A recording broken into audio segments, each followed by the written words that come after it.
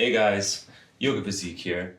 Today I'm going to be talking about the top 10 most important things that you need to start your yoga practice. So let's get to it.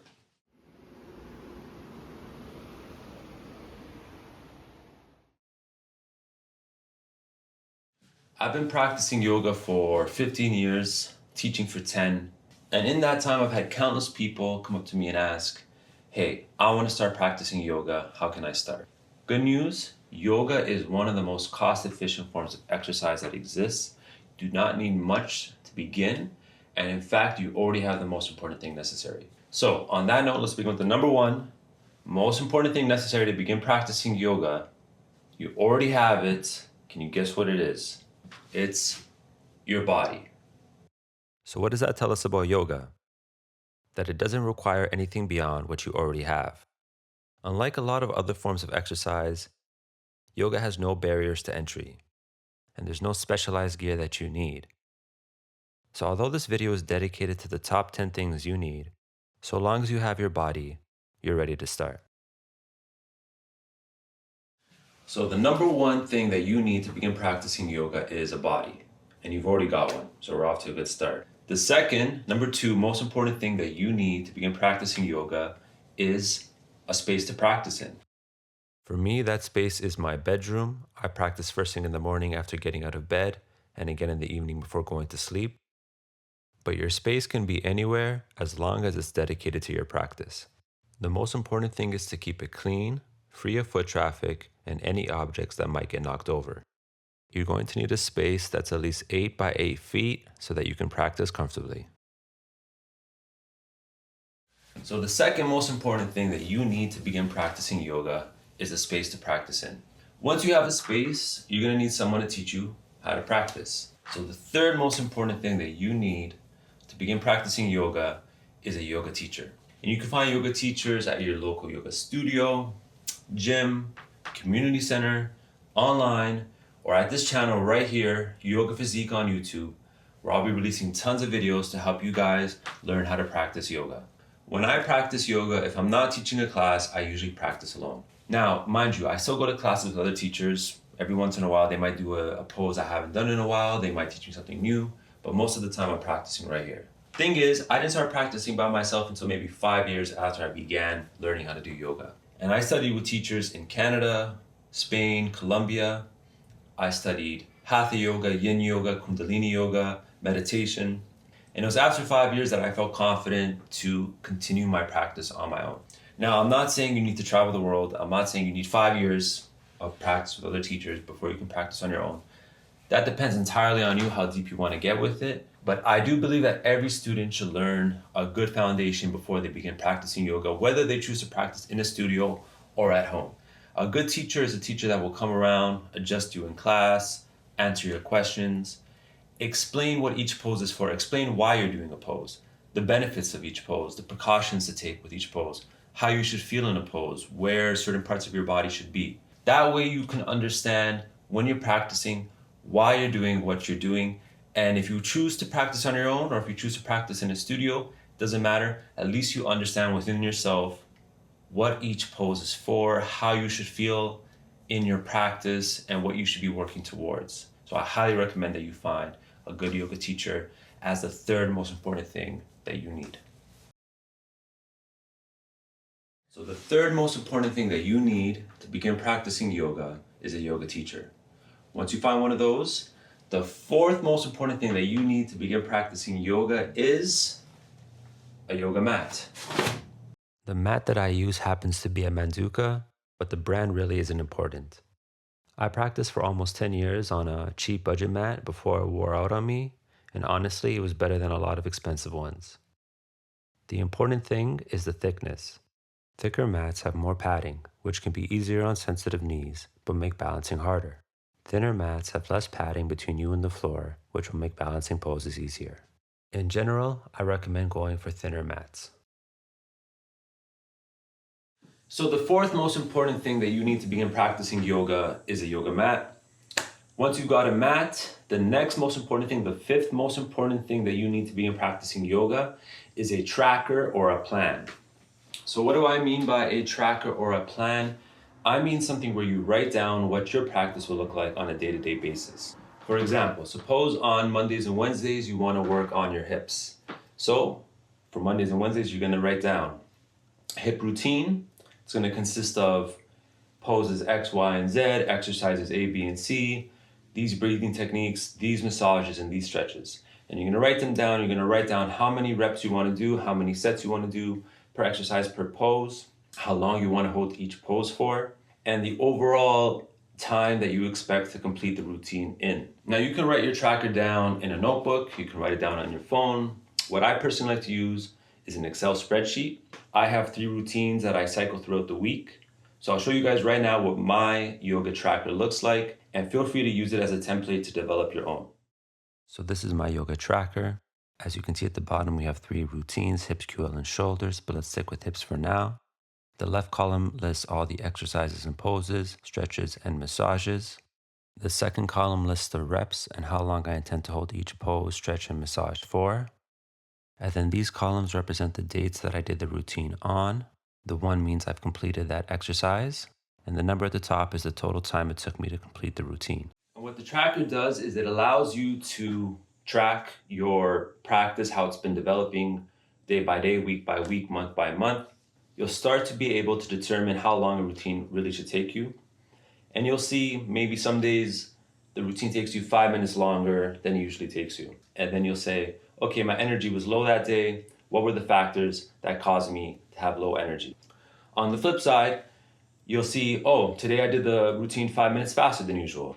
And you'll see, and you'll try to recreate those factors to help your progress and to help your development in your yoga practice. As with everything, yoga, the way you improve with yoga is through consistency, through practicing on a daily basis.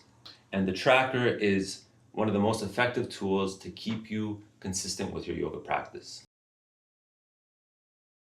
So the 5th most important thing that you need to begin practicing yoga is a yoga tracker to track your progress and to stay consistent with your practice. As I mentioned with the tracker, you want to track how long you're going to hold each pose for, each stretch, each massage, how long in total the routine is going to take you. So that means you're going to need something to track the time. That brings us to the 6th most important thing that you need to begin practicing yoga, and that is a stopwatch. Or in my case, what I use is a wristwatch with a stopwatch function in it, but any sort of stopwatch will do. Side note, I do not recommend using your cell phone, even though your cell phone most likely does have a stopwatch function. The reason I don't recommend that you use your cell phone is that your cell phone is a source of distraction. Now, you might hop on your phone to stop the time after you've been holding a pose, and if there happens to be a notification, I'm sure it's going to eat up some of your time. I'm sure it's going to eat up a little bit of your focus, and we don't want that as we're practicing. You can look at your phone, you can look at those notifications once you're done your routine. So I do not recommend using your cell phone as a stopwatch unless you're able to put it on airplane mode when you practice, but preferably you're going to use a wristwatch, an actual stopwatch, something else that has a stopwatch function.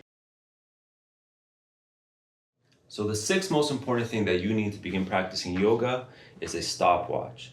The 7th most important thing that you need to begin practicing yoga is a yoga block. Now, as you can see, the block that I have is a cork block. I like cork blocks. Now, in some classes, you'll see that in some studios they'll have foam blocks. I don't like foam blocks. They're not steady. They're not gonna hold nothing. So get yourself a nice, firm cork block or 2. Don't get yourself a foam block, please.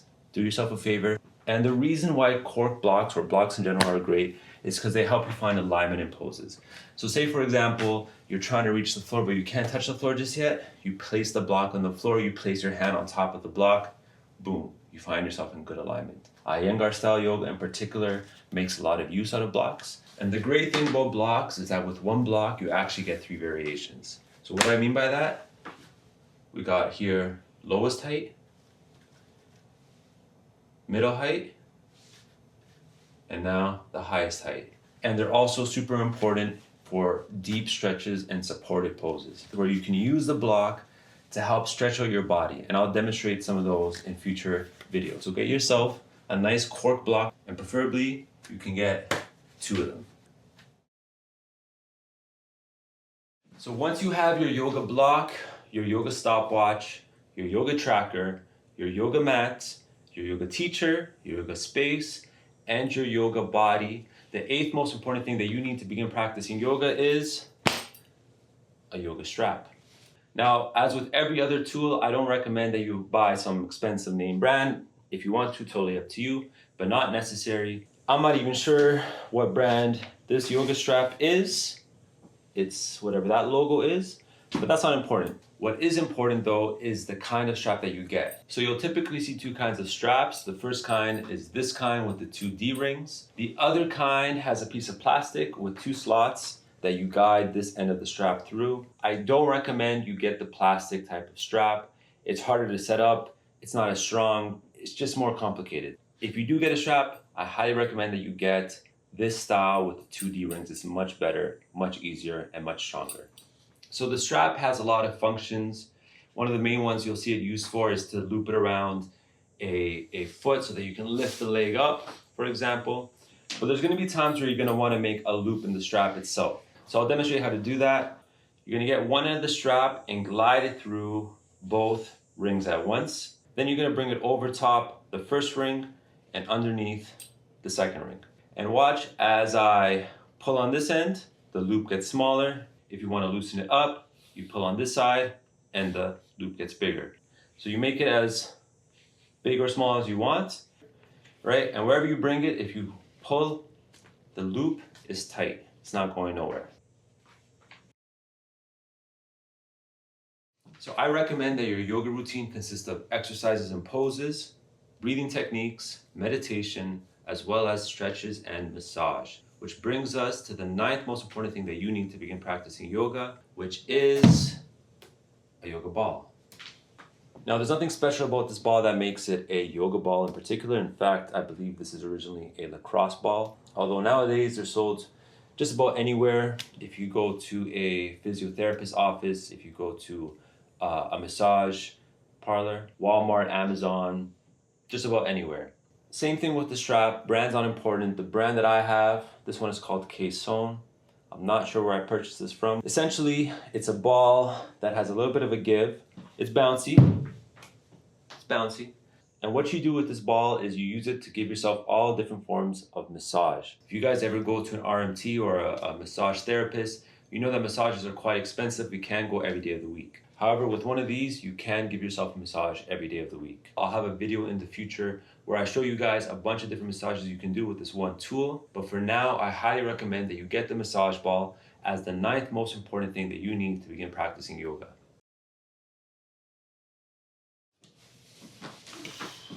Oh, so the 10th and final thing that you need to begin practicing yoga is a foam roller. Now, I know what you're thinking. This does not look like a typical foam roller, and you're right, it's not. It's actually a piece of PVC pipe that I bought from a hardware store. I cut it down, I sanded it, want to be sharp, and this is what I use.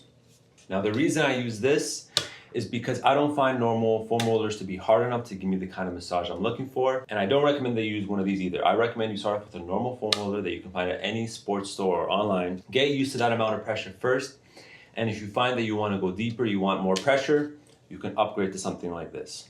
So the roller, just like the ball, has many different uses. You can get a bunch of massages in with this one tool, and I'll have a video dedicated to that in the future as well. But for now, I recommend the roller as the 10th and final most important thing that you need to begin your yoga practice. Pow, pow. So those were the top 10 most important things that you need to begin practicing yoga. You guys are all ready to start. As you know, you already have the most important thing, which is your body. So thanks for tuning in. Hit the subscribe button below. If you want to watch more videos, you can find them on YouTube and Instagram at yogaphysique. And stay tuned to learn more about the secret technique of the yoga physique.